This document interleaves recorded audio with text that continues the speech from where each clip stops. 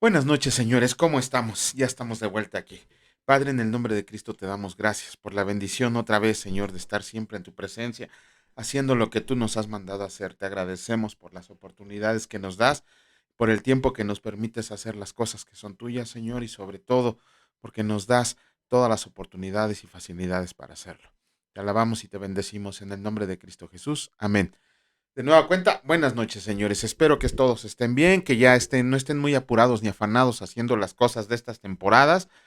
Eh, no hay nada de malo, pero hay que saber cómo celebrar, porque una cosa es celebrar, por decirlo así, el Día Internacional de Cristo, a que participar en festividades que nada tienen que ver con lo que creemos y profesamos nosotros. Mm, no voy a dejar que se enfríe mi café esta vez. Bueno, vamos a comenzar con la lectura. En esta ocasión nos tocan dos capítulos de Crónicas. Son muy cortitos, pero a final de cuentas no dejan de ser dos. ¿Qué vimos ayer en el capítulo 26 del libro de Crónicas? Ok, vimos el reinado de Usías. Vimos que Usías, cuando comenzó su reinado, hizo todas las cosas bien. De hecho, la palabra del Señor menciona que todo tuvo éxito en todo porque hizo las cosas rectas delante de los ojos del Señor y porque persistía en buscar a Dios. De hecho, de las cosas muy, muy buenas que salieron fue que peleó y salió victorioso contra filisteos y amonitas, ¿no? A ellos los venció y que a partir de esa victoria creó un ejército de élite, un ejército muy poderoso, ¿no? Inclusive por ahí nos habla de que creó unas máquinas que arrojaban piedras y flechas, ¿no?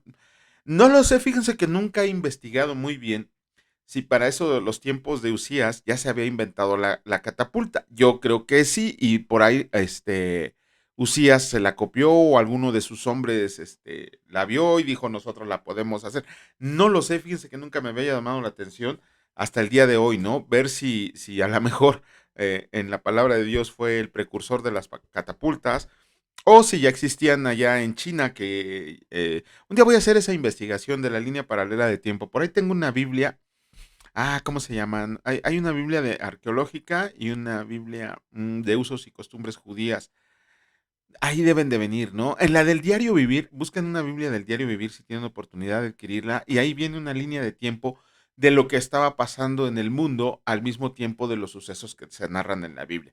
Pero bueno, vamos a comenzar con la lectura. Como les comentaba, en esta ocasión nos tocan dos capítulos y vamos a iniciar con el capítulo 27 del libro segundo de Crónicas y escrito está, Reinado de Jotam.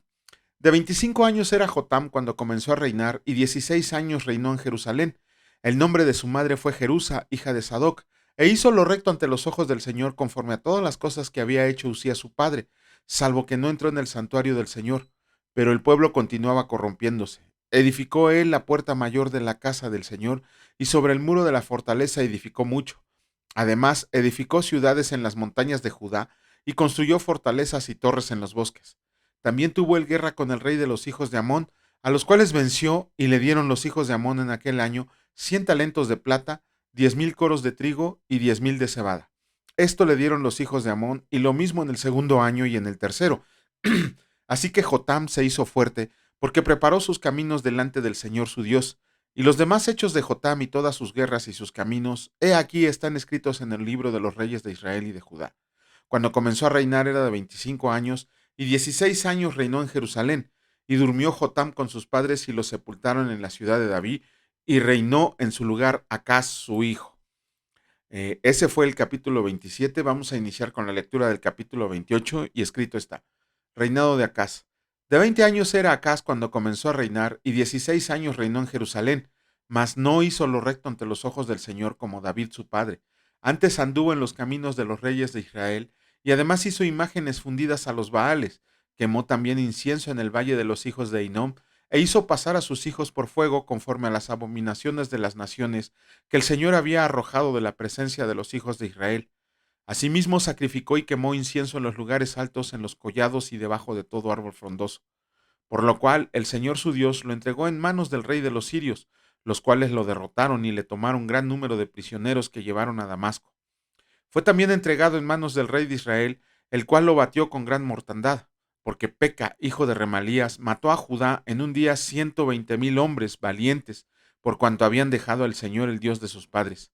Asimismo, Sicri, hombre poderoso de Efraín, mató a Maasías, hijo del rey, y a Ricam su mayordomo, y a Elcana segundo después del rey. También los hijos de Israel tomaron cautivos de sus hermanos a 200,000, mujeres, muchachos y muchachas, además de haber tomado de ellos mucho botín que llevaron a Samaria. Había entonces ahí un profeta del Señor que se llamaba Obed, el cual salió delante del ejército cuando entraba en Samaria y les dijo: He aquí el Señor, el Dios de vuestros padres, por el enojo contra Judá, los ha entregado en sus manos y ustedes los han matado con ira que ha llegado hasta el cielo.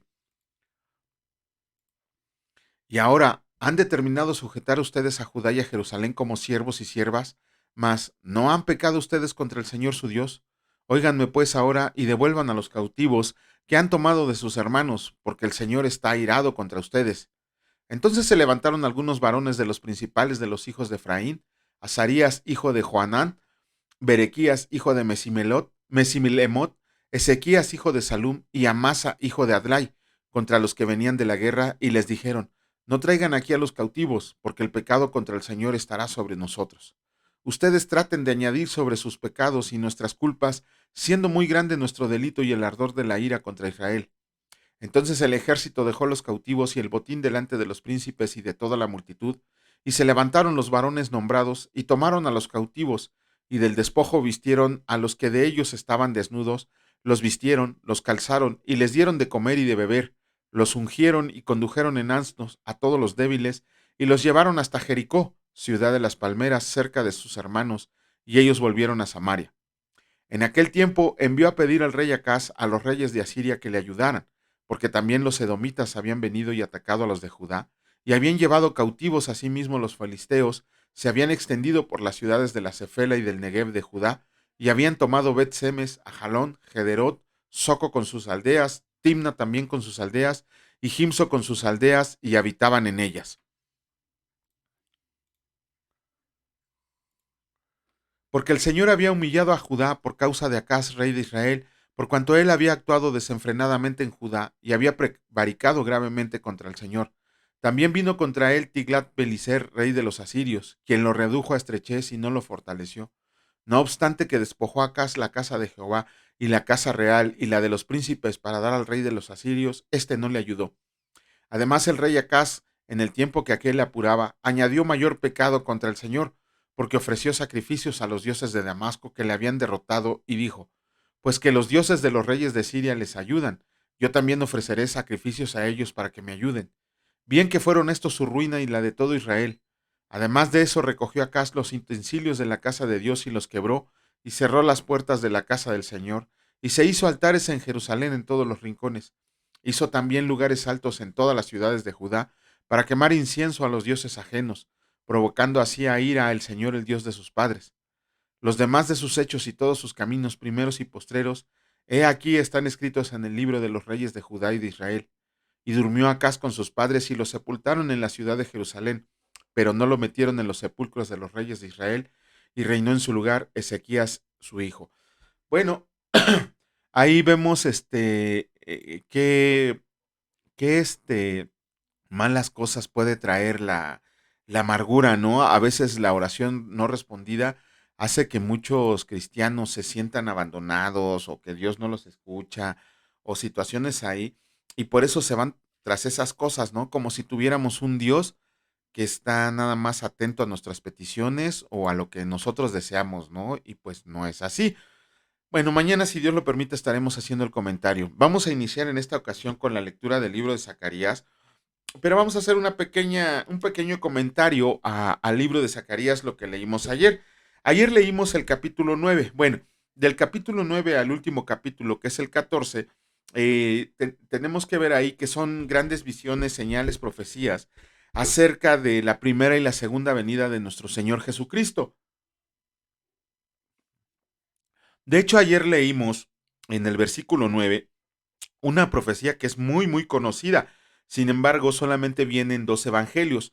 Viene en el Evangelio de Mateo, que es el más judío de los evangelios, y en el Evangelio de Juan, que es el evangelio más universal de los cuatro evangelios, ¿no? Es curioso cómo es increíble el Señor, cómo algo que viene en el Antiguo Testamento se lo dirige a judíos y a gentiles. Esa profecía es aquella de Zacarías 9 donde dice, alégrate hija de Sión, porque tu rey viene montado en un pollino, hijo de asna, ¿no? De hecho, tanto en Mateo como en Juan se le conoce como la entrada triunfal a Jerusalén. Y también vimos un ejemplo de su segunda venida, igualmente en el versículo 10 de ese capítulo, ¿no? Cuando dice que vendrá el Mesías y va a reinar de mar a mar y desde el río hasta las orillas hasta los fines de la tierra, dice, ¿no? ¿A qué se refiere con esto? Que va a reinar absolutamente en todo el mundo. En todo el mundo va a reinar nuestro Señor, pero esa es una profecía mesiánica. Cuando acabe la tribulación y venga su reino milenario, es cuando se le va a dar inicio a esa profecía. Bueno, perdón, va a darse el cumplimiento de esa profecía. Vamos a comenzar con la lectura del capítulo 10 del libro de Zacarías, y escrito está: el Señor redimirá a su pueblo. Pidan al Señor lluvia en la estación tardía. El Señor hará relámpagos y les dará lluvia abundante y hierba verde en el campo a cada uno, porque los terafines han dado vanos oráculos y los adivinos han visto mentira. Han habido sueños vanos y vano es su consuelo, por lo cual el pueblo vaga como ovejas y sufre porque no tiene pastor. Contra los pastores se ha encendido mi enojo y castigaré a los jefes. Pero el Señor de los ejércitos visitará su rebaño, la casa de Judá, y los pondrá como su caballo de honor en la guerra. De él saldrá la piedra angular, de él la clavija, de él el arco de guerra, de él también todo apremiador, y serán como valientes que en la batalla huellan al enemigo en el lodo de las calles y pelearán, porque el Señor estará con ellos, y los que cabalgan en caballos serán avergonzados. Porque yo fortaleceré la casa del Señor, la casa de Judá, perdón, y guardaré la casa de José y los haré volver, porque de ellos tendré piedad, y serán como si no los hubiera desechado, porque yo soy el Señor su Dios, y los oiré. Ay, perdón, ustedes no la encontraba. Y será Efraín como valiente y se alegrará su corazón como a causa del vino. Sus hijos también verán y se alegrarán. Su corazón se gozará en el Señor. Yo los llamaré con un silbido y los reuniré, porque los he redimido y serán multiplicados tanto como fueron antes. Bien que los esparciré entre los pueblos, aun en lejanos países se acordarán de mí, y vivirán con sus hijos y volverán, porque yo los traeré de la tierra de Egipto y los recogeré de Asiria, y los traeré a la tierra de Galaad y del Líbano, y no les bastará. Y la tribulación pasará por el mar, y herirá en el mar las ondas, y se secarán todas las profundidades del río, y la soberbia de Asiria será derribada, y se perderá el cetro de Egipto. Y yo los fortaleceré en el Señor y caminarán en su nombre, dice el Señor. Bueno, otra vez como les comentaba, otra profecía totalmente mesiánica vemos aquí y una profecía de la primera venida de Jesucristo. Pero ya mañana, si Dios lo permite, estaremos haciendo el comentario pertinente. Vamos a iniciar ahora con la lectura del Evangelio de Juan, el capítulo 13 nos toca el día de hoy. Pero antes, vamos a hacer ahí un pequeño comentario acerca del libro de Juan. Hay un párrafo en donde dice que hay unos griegos que fueron a buscar al Señor. Eh, ¿Qué pasa con estos griegos? Bueno, estos griegos obviamente eran prosélitos. ¿Qué significa prosélito? Que son las personas que se convierten al judaísmo. Se les llama prosélitos, nunca se les llama judíos. ¿Por qué? Porque judío solamente se es de nacimiento, no hay ningún, digámoslo así, un artículo de la ley de ellos en donde puedan ellos considerarse judíos de cepa pura, sino que cuando, por ejemplo, ahora que vemos que hay mucho cristiano que se está judaizando, si ellos quisieran ser judíos, jamás podrían serlo. ¿Por qué? Porque la misma ley judía, los mismos judíos no lo permiten. Entonces, inclusive cuando ustedes van a una sinagoga, y aunque ya se hayan convertido al judaísmo, por así decirlo, no los dejan entrar a la sinagoga principal, sino que hay un espacio aparte, tanto para mujeres como aquellos que han decidido seguir la tradición judía, la religión judía. Ajá. Entonces eso pasaba con estos griegos. ¿Por qué sabemos que eran prosélitos? Porque habían ido a la fiesta a adorar. Y bueno, es como si ahorita dijéramos, nada, es que ya hay un cristiano que se volvió católico y ya se fue a la villa de rodillas con una penca de nopal en la espalda para adorar a María. Lo mismo pasó con los griegos, habían dejado atrás la religión de sus padres para convertirse al judaísmo. Sin embargo, yo me imagino que ya llevaban un poquito de tiempo ahí para oír y a lo mejor hasta ver proezas de nuestro Señor Jesucristo. Y ellos querían verlo. y le pidieron a uno de los discípulos de Jesucristo, al buen Felipe, que sí los podía llevar. Tampoco la palabra señala por qué escogieron a Felipe, de hecho no lo dice. Sin embargo, podríamos suponer que en esos tiempos Felipe era un nombre griego y ellos al ser griego dijeron, bueno, pues a lo mejor este habla nuestra lengua, ¿no? Pues vamos a preguntarle. Pero Felipe era muy desconfiado. Recuerden que vimos en la palabra que él era muy analítico, ¿no? Él era así como que, a ver, pues qué trae, ¿no? Porque quieren ver a Jesucristo, a lo mejor quieren hacerle algo. Y en vez de ir con Jesucristo, Felipe se dirige a Andrés, otro de los discípulos. Como también ya lo vimos, Andrés es el discípulo de las cosas pequeñas. Andrés es el discípulo porque él siempre le estaba llevando gente a Jesucristo. Y aunque pudiera parecer pequeñas las obras que hizo, vimos que tuvieron una gran trascendencia. Entonces se los lleva Andrés y Andrés sí los lleva a la presencia de Jesucristo, ¿no? Y ahí el Señor Jesús les da una clase acerca de que Él era el Mesías esperado. No volvemos a saber de los griegos, no volvemos a saber qué pasó con ellos. La palabra no menciona si recibieron al Señor, si se quedaron conforme con lo que les dijo, si fueron a ver a Jesucristo solo porque pensaban que era un filósofo popular o para adquirir sabiduría. La palabra no lo dice, solamente Jesucristo les da una analogía de lo que es una semilla, de que él tenía que morir para poder dar fruto. Ajá, ya no nos dice nada. Pero ayer les comentaba, en relación con los griegos, que la palabra de Dios es hermosa. La palabra de Dios, en su sana doctrina bien utilizada, lleva a las gentes a la presencia de Cristo. Ese es el manual que nos dejó. ¿Cómo podemos ir a la presencia de Cristo? Leyendo su palabra, aceptando a Jesucristo como Señor y Salvador. Ajá. En la mañana tenía un debate, nunca supe de qué religión era, pero era un cristiano judaico, por así lo que se había judaizado, ¿no? Y él me decía que la ley era lo principal, que teníamos que vivir por la ley. Digo, bueno, yo el poco conocimiento que tengo, le estuve citando versículo tras versículo, tras versículo, tras versículo, tras versículo, tanto de Jesucristo como de Pablo, en donde decía, la ley ya no, mi hermano. Es más, Gálatas 3 dice que los que quieren vivir bajo la ley están bajo maldición. Sin embargo, como siempre ocurre cuando alguien ve que está perdiendo, por decirlo así, que están superando sus argumentos, se pone a insultar. Este cuate jamás pudo citarme, él mencionaba la Torá, la Mishnah y no sé qué tantas cosas, pero jamás pudo citarme un versículo, ¿no? Afortunadamente, pues tenemos un poquito de conocimiento acerca de esos libros para poder argumentar algo, pero él jamás me citó un versículo de lo que él creía, no me citó jamás un versículo de la Biblia.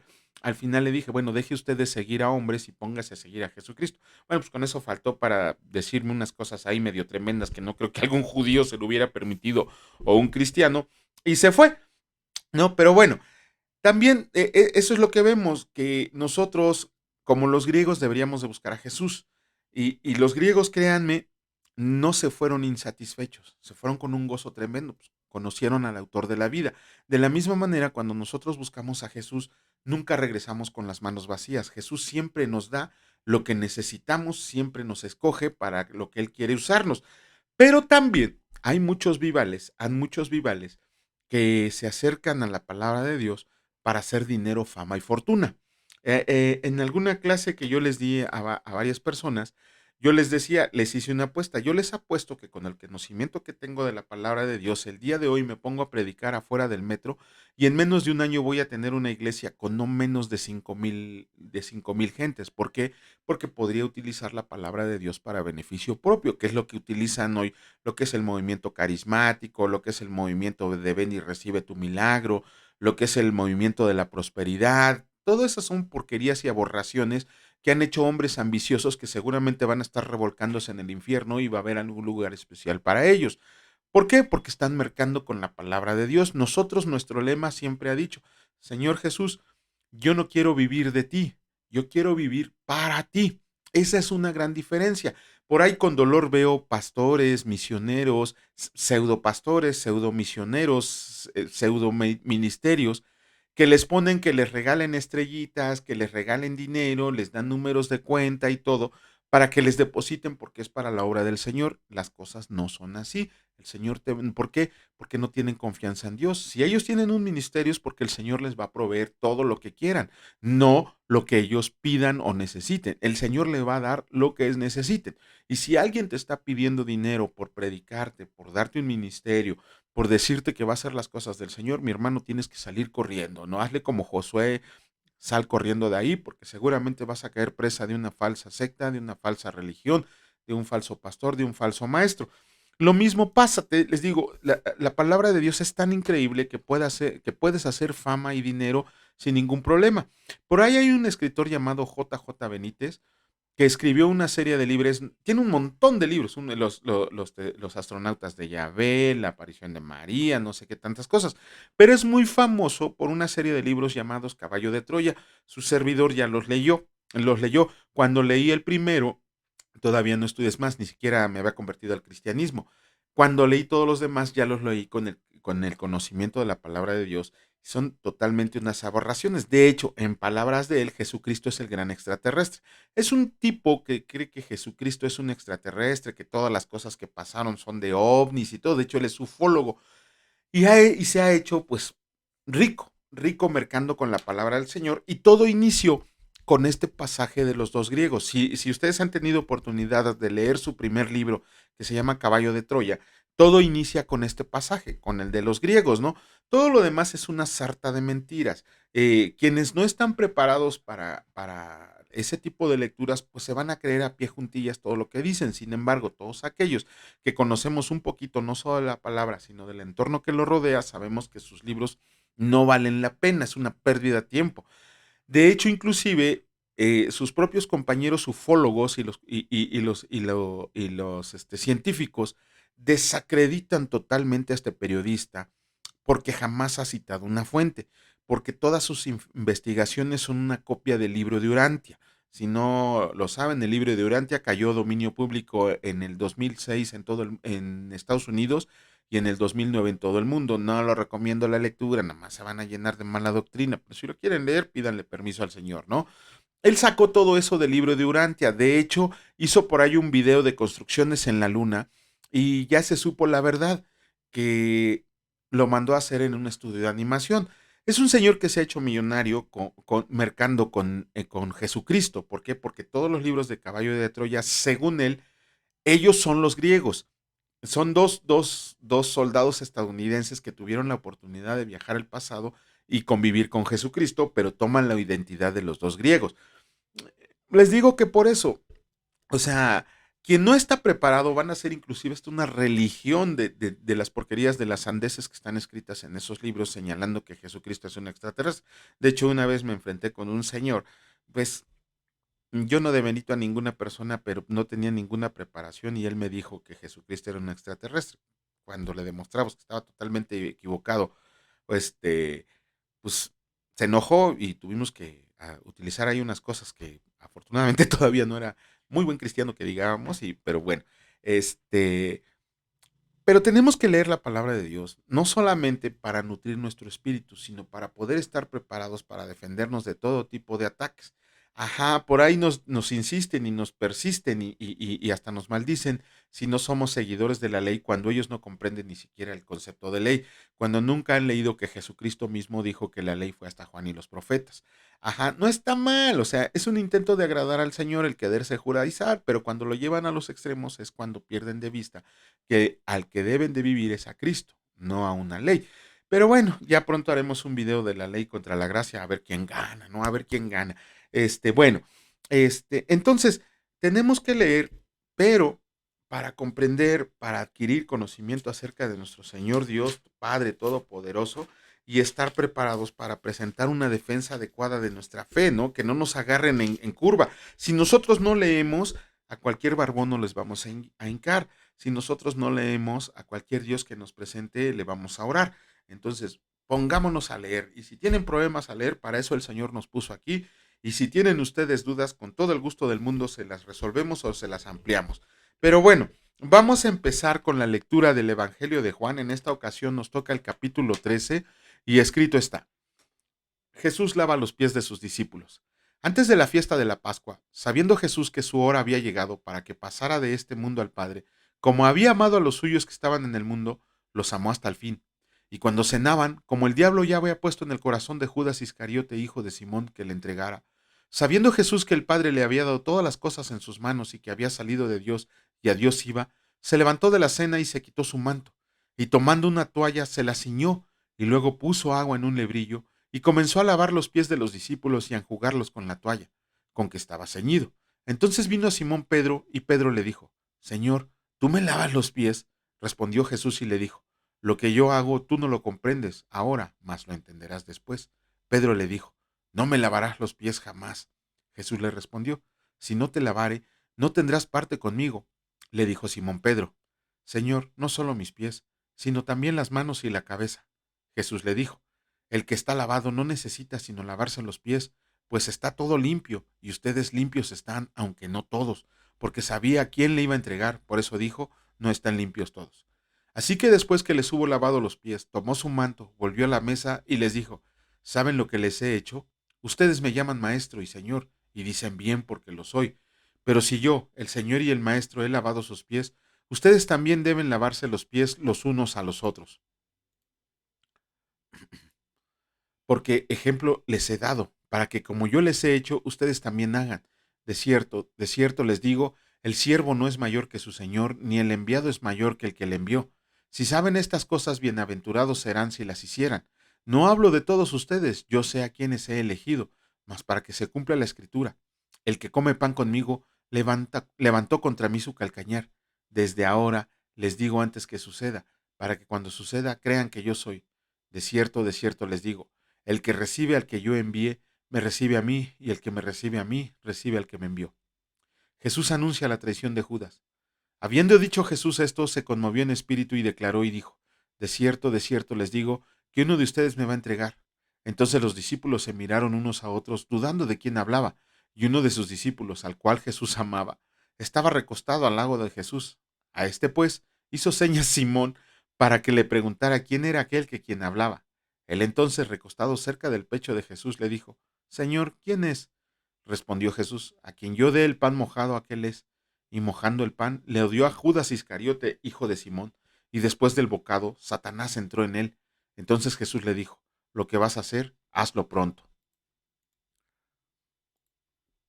Pero ninguno de los que estaban a la mesa entendió por qué le dijo esto, porque algunos pensaban, puesto que Judas tenía la bolsa, que Jesús le decía: compra lo que necesitamos para la fiesta, o que diera algo a los pobres. Cuando él pues hubo tomado el bocado, luego salió y era ya de noche. El nuevo mandamiento. Entonces cuando hubo salido, dijo Jesús: Ahora es glorificado el Hijo del Hombre, y Dios es glorificado en él. Si Dios es glorificado en él, Dios también le glorificará en sí mismo, y enseguida le glorificará. Hijitos, aún estaré con ustedes un poco. Me buscarán, pero como dije a los judíos, así les digo ahora a ustedes: a donde yo voy, ustedes no pueden ir. Un mandamiento nuevo les doy: que se amen unos a otros como yo los he amado, que también se amen unos a otros. En esto conocerán que todos son mis discípulos, si tuvieran amor los unos con los otros. Jesús anuncia la negación de Pedro. Le dijo Simón Pedro: Señor, ¿a dónde vas? Jesús le respondió: A donde yo voy, no me puedes seguir ahora, mas me seguirás después. Le dijo Pedro: Señor, ¿por qué no te puedo seguir ahora? Mi vida pondré por ti. Jesús le respondió: ¿Tu vida pondrás por mí? De cierto te digo, no cantará el gallo sin que me hayas negado 3 veces. Híjole, pobre Pedrito. A mí, bueno, yo antes quería ser como Pablo, ¿no? Pero me he dado cuenta de que soy totalmente Pedro, ¿no? Eh, híjole, cuando leemos la vida de los apóstoles, creo que si bien nos va todos seríamos Pedro, ¿no? Es increíble la transformación que hubo en Pedro y todo lo que hizo. Y para sumar la fortuna del pobre Pedro, los 4 evangelios registran este hecho, ¿no? La negación de Jesucristo. Bueno, vamos a comenzar ahora con la lectura del libro de Apocalipsis. Nos toca el capítulo 14. Pero vamos a leer un poquito de lo que leímos ayer.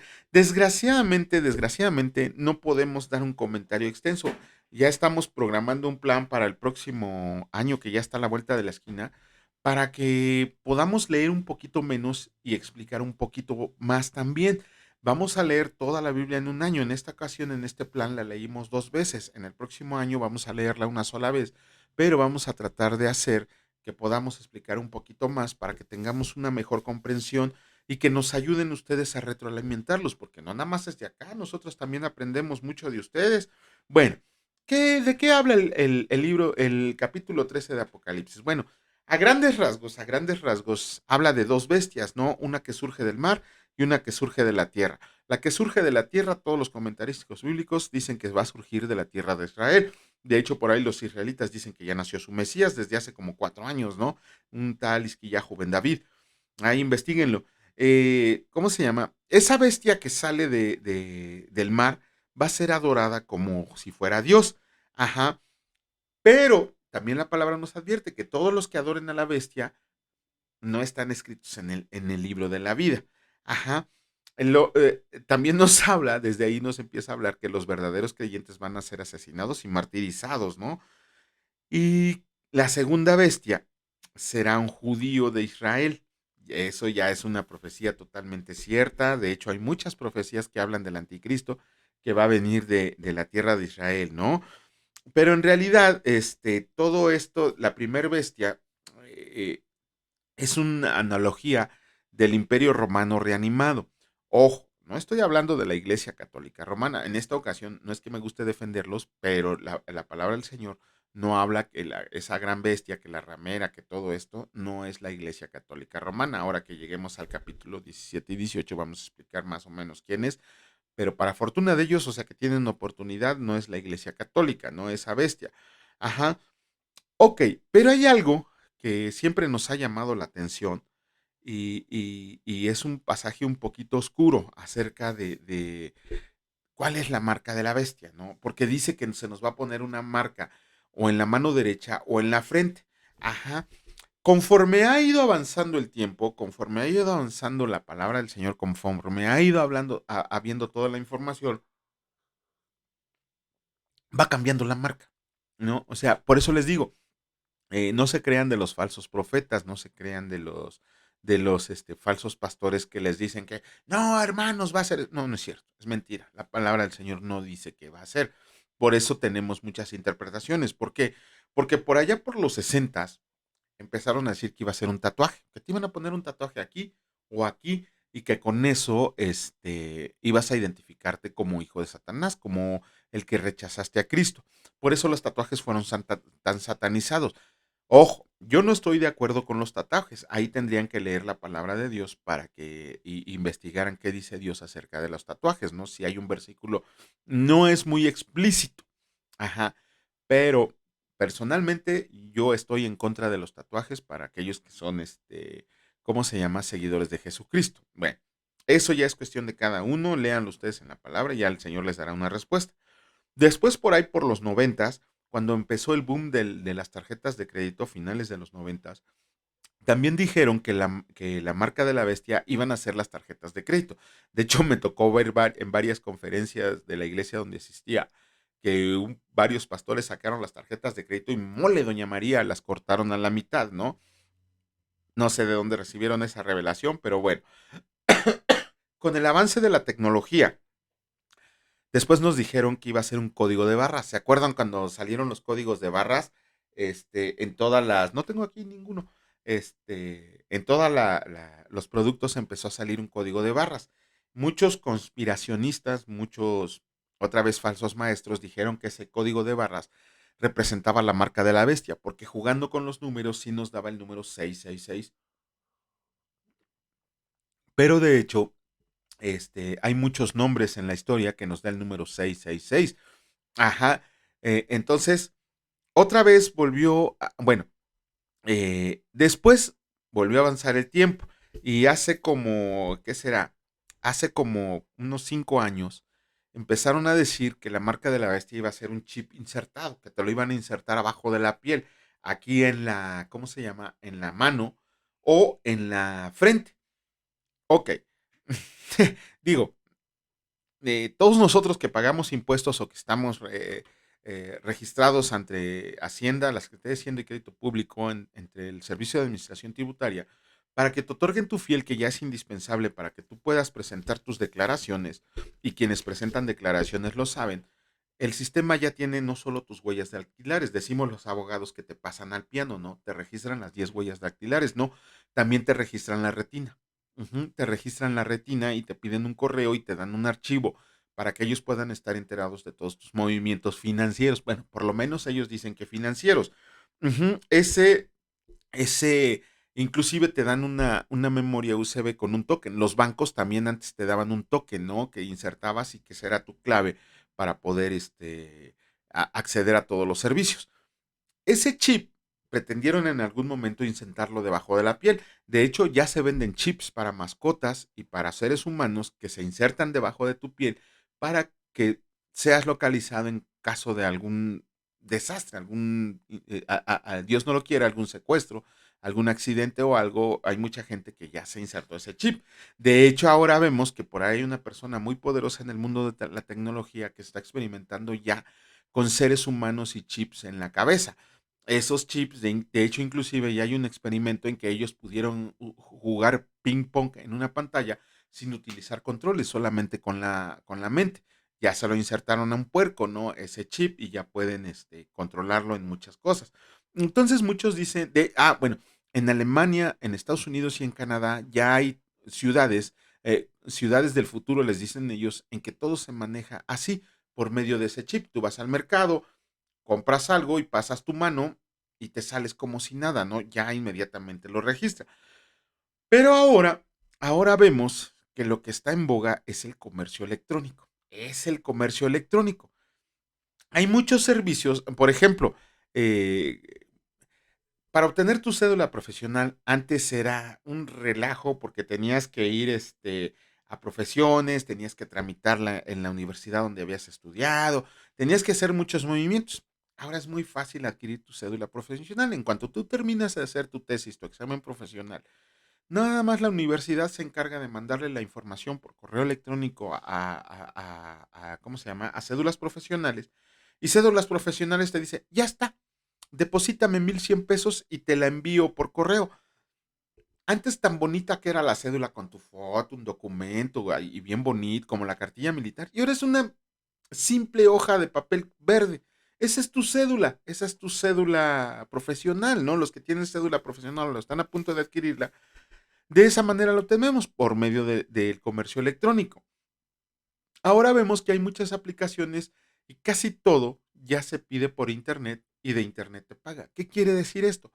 Si tú no cuentas con una tarjeta de crédito o alguna tarjeta de eso o cualquier cosa, es más, si no cuentas con un celular, si no cuentas con una computadora, dentro de poco tú ya no vas a poder hacer transacciones.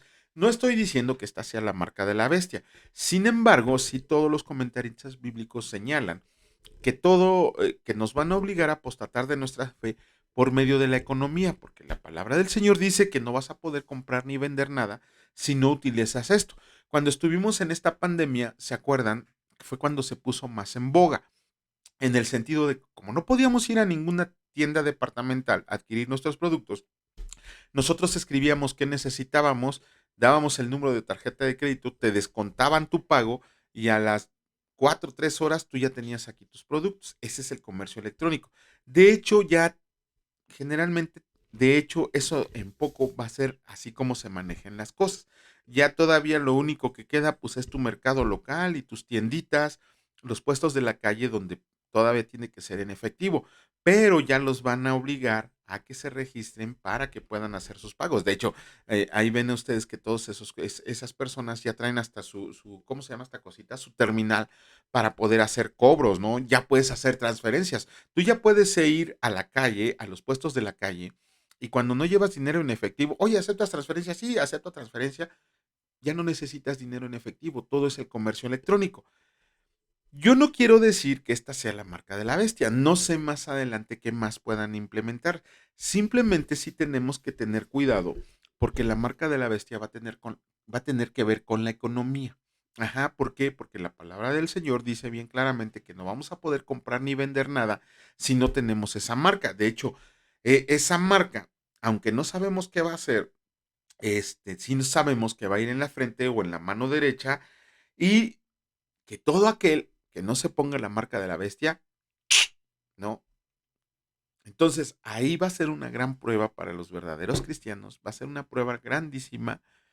Si renuncias a tu fe, apostatas de la fe y te decides poner eso para poder seguir viviendo en este mundo, o adiós, Señor, te vas a la presencia del Señor. No creo que sea una prueba muy grande porque pues dices tú, bueno, de apostatar de mi fe, irme con el Señor, ¿dónde me pongo para que me den, no?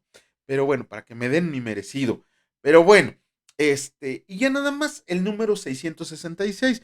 En cuestiones de numerología, que no me gusta mucho hablar de ello, porque luego también se han hecho doctrinas muy feas como la Kabbalah. El número 7 sabemos que es el número de la perfección divina, es el número de Dios. Y el número 6 lo asociamos con la imperfección de Dios, con ¿cómo se llama?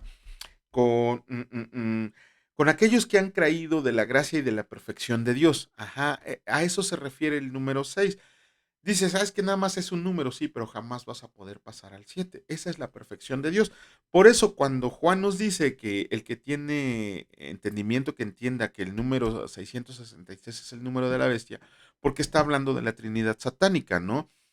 La bestia, el falso profeta y el anticristo. Ajá, ese es como Satanás le copia todo lo que le puede copiar al Señor, pues dijo, pues si él tiene Trinidad, pues yo también tengo Trinidad, ¿no? Entonces la bestia, el falso profeta y el anticristo son la Trinidad satánica y por eso se nombra el número 6 tres veces, ¿no?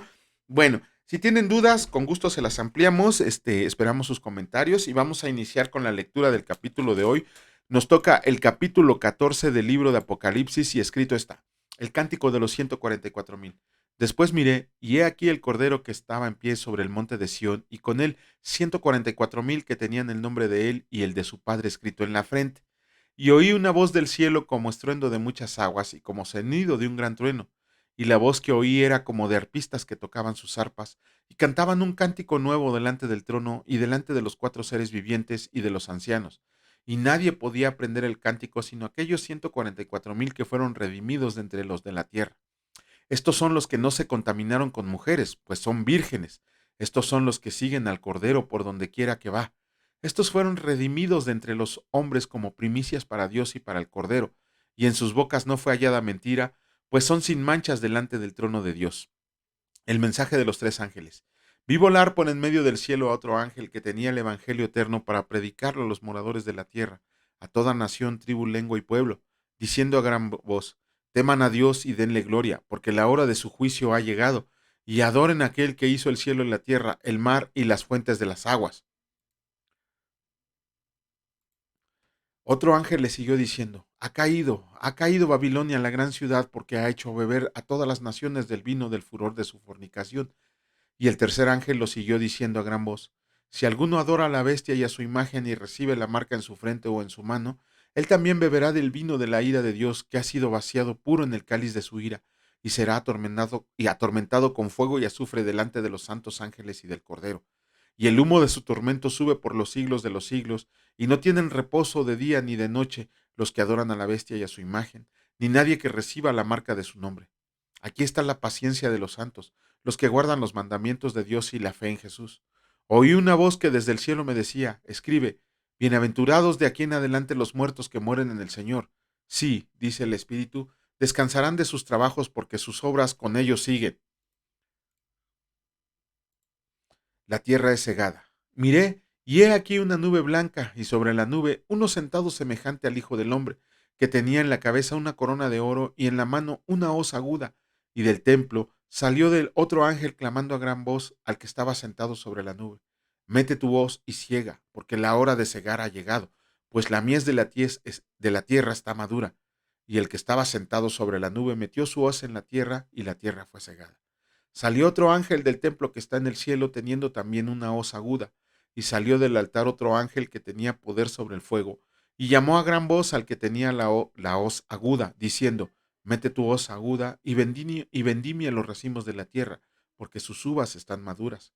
Y el ángel arrojó su hoz en la tierra, y vendimió la viña de la tierra, y echó las uvas en el gran lagar de la ira de Dios. Y fue pisado el lagar fuera de la ciudad, y del lagar salió sangre hasta los frenos de los caballos por 1,600 estadios.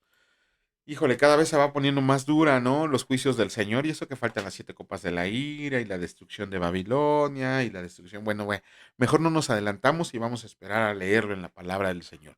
Bueno, no nos queda más que darle toda la gloria, la honra, el poder y la alabanza a aquel que es el único digno de recibirla. Padre, en el nombre de Cristo Jesús, te alabamos, te bendecimos y te damos gracias por este tiempo que hemos pasado contigo. Gracias, Señor, porque tu misericordia es eterna y siempre ha estado con nosotros. Te alabamos, te damos gracias y comprendemos tu misericordia porque el día de hoy nos sustentaste, Señor, porque sabemos que de ti todo viene, que fuera de ti no hay nada, Señor, y que confiamos en ti plenamente para toda la situación. Gracias te damos por estar refugiados en nuestra casa, protegidos en este hogar que nos has dado para administrar. Te pedimos por todas las personas que están en el trabajo, que están en la escuela, que van de camino a su trabajo, a su casa, que las bendigas y que lleguen con todo bien. Gracias, mi Dios Padre Todopoderoso, en el nombre de Cristo Jesús. Amén. Que Dios los bendiga, señores, y si Dios lo permite, nos vemos el día de mañana en el mismo canal. Cuídense mucho. Hasta luego.